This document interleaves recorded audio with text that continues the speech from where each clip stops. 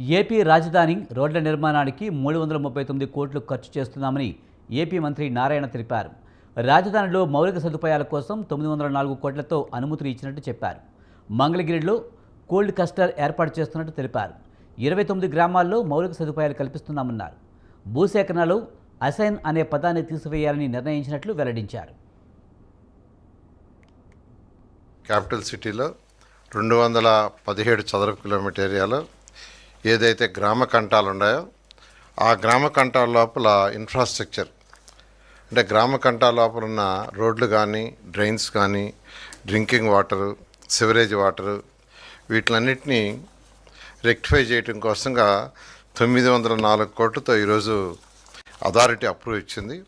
ఏదైతే 29 గ్రామాలు అంటే యాక్చువల్గా అవి రెవెన్యూ విలేజ్ కింద తీసుకుంటే 25 వస్తాయి. వాటన్నిటిలో కూడా కంప్లీట్గా చేయటానికి, ఎందుకంటే ఇప్పుడు యాక్చువల్గా స్టడీ చేస్తే వాటర్ సప్లైలో 30% గ్యాప్ ఉంది ప్రజెంట్. ఆ 29 గ్రామాల్లో వాటర్ సప్లైలో ప్రజెంట్ 30% షార్టేజ్ ఉంది.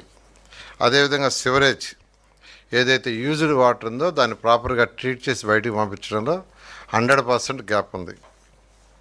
అదేవిధంగా రోడ్స్లో 40% రోడ్స్ గ్యాప్ ఉంది.